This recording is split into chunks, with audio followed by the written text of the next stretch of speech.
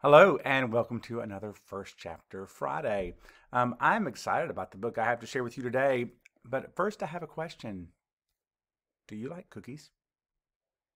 Of course, you said yes. I know you did. But here's my question. Have you ever had Famous Amos cookies? If you have, then you might be ready for this book today. Cookies and Milk. It's written by Shawn Amos. Shawn Amos is the son of Famous Amos. And this book is loosely based on his childhood growing up, helping his dad open the very first chocolate chip cookie store. So it's a kind of a cool story, and it's also a lot of fun. And I wanted to share chapter 1 with you today. So let's get started. Chapter 1, the final countdown.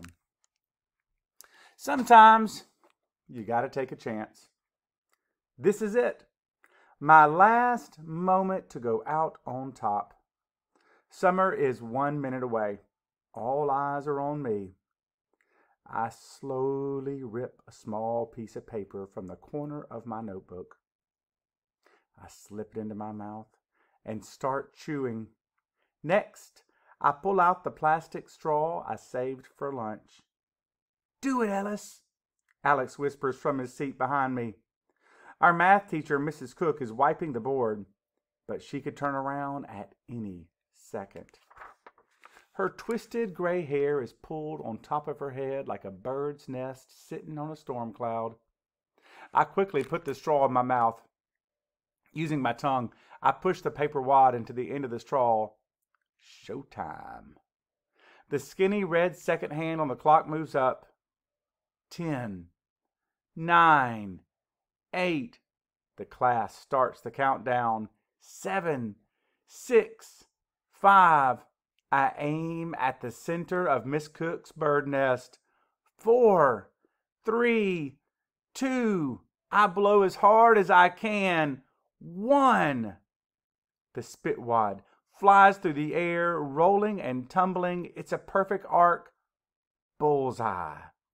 It lands squarely on the back of Miss Cook's head. A lonely spitwad trapped in a tangled gray mess of hair. She doesn't suspect a thing. The bell rings and the class cheers. "Ellis, Ellis, Ellis," they chant. My work here is done. That's it. 5th grade is over. Years from now, students will still be talking about this moment. They might even rename the classroom after me. The Ellis Bailey Johnson 1976 Memorial Spitwad Classroom. Everyone runs for the door, high-fiving me on the way out. Some of my friends whisper so Miss Cook doesn't hear. "That was awesome, Ellis. Best one yet." Alex congratulates me. We immediately give each other our secret handshake. 1 palm slap, 2 fist bumps, then hook pinky fingers. As I lift 1 foot over the classroom doorway for the last time, I feel a familiar tug on my backpack. Alex gives me a cringe look before slipping out of class. I turn around to see Miss Cook's stink eye looking down at me. "Young man, I want to remind you that Hollywood Middle School will be receiving a long list of your," she clears her throat, "extracurricular activities." "Yes, Miss Cook." I'm careful to avoid her glare and not inhale too deeply. Miss Cook's breath stinks almost as much as her eye. "They will not be as tolerant as we have been here at Curtis Elementary School." "Yes, Miss Cook." Her breath is choking me. I'm trying so hard to keep a straight face. "It's a shame that such a smart boy wants to waste his time being a class clown." Miss Cook is always calling me a class clown. "Can I help it if I think of funny stuff to do?" "Enjoy your summer, young man." She releases my backpack. I watch Miss Cook return to the board with my spitwad in her hair. Then I get out of that classroom fast, free at last. Outside in the carpool line, summer vacation talk goes into overdrive as Alex hops into his dad's car. "See you tonight at dinner, Ellis," Alex says as he closes the car door. They drive away, leaving me alone with Amanda Freeman. I'm so glad Amanda's going to a different middle school next year. She's the worst. Always showing off. Amanda starts bragging about her trip to Hawaii before I can escape. "So my parents are letting me have my own hotel room. Now that I'm in middle school, they say I deserve to be treated like an adult." Amanda twists her hair as she brags a mile a minute. "Did you know Hawaii is called the Aloha State? And the word aloha means love, hello, and goodbye. I wrote my geography report on Hawaii. I got an A. What grade did you get?" "I don't know, Amanda." I failed that report. I hate geography. "Where are you going this summer, Ellis?" Amanda actually asked me a question instead of talking more about herself. I'm so shocked that I start blabbing non-stop. "Nowhere. My parents just got divorced, so my mom's gone for the summer. She's staying with her best friend in upstate New York. She says she needs to put herself first for a change. Well, first she said something I couldn't follow about being in a plane and putting on her oxygen mask first. Anyway, she's gone and it sucks. She never left for more than a weekend, so I'm staying with my dad. That sucks even more."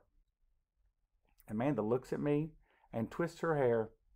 A piece of today's cafeteria lunch is wedged under her braces. Her eyes turn sad. Why did I say all that? I've only told Alex so far, and everyone knows that Amanda can't keep a secret.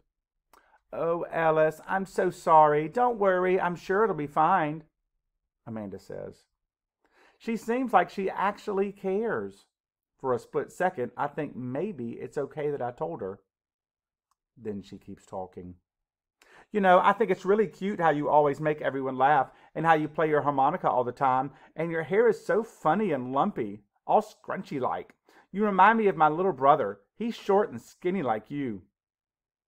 Did I say how glad I am that Amanda's going to a different middle school next year? "My dad's here. Look at his new car. Isn't it cool? Gotta go, Ellis. Aloha." Amanda gives me a pat on my head and runs off. "Your hair is so funny and scrunchy. And a pat on my head? What is wrong with her?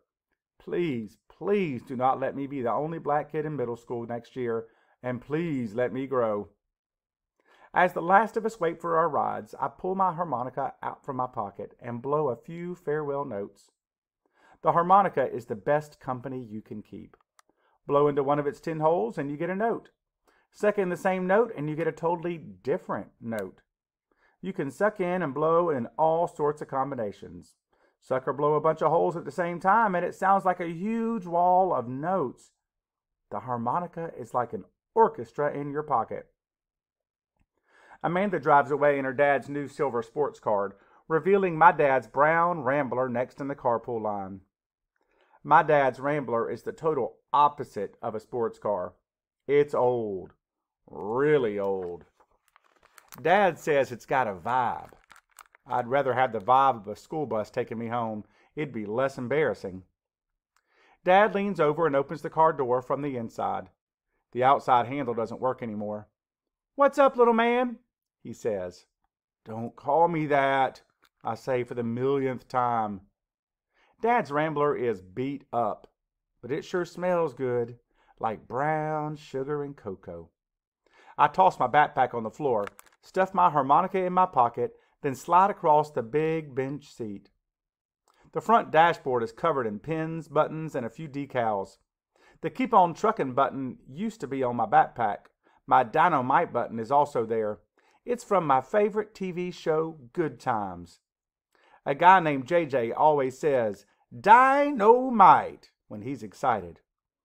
All of the other buttons are Dad's. There's a big yellow one with a happy face. It stares at me while we're driving. Some of the other buttons have phrases like, "Support your local feminist." The strangest one has a picture of a smiling peanut with the words, "Carter for president." A peanut for president? Dad slides that familiar wrinkled paper bag across the bench seat toward me. The sugary smell has fully invaded my nose. It's hard to believe a smell can make you forget your troubles, but sometimes it's true. Right now, the smell in that bag is quickly making me forget about my summer. And I guess if you want to find out about that summer, you have to read the book. I hope you enjoy it. Cookies and Milk by Shawn Amos. Happy reading.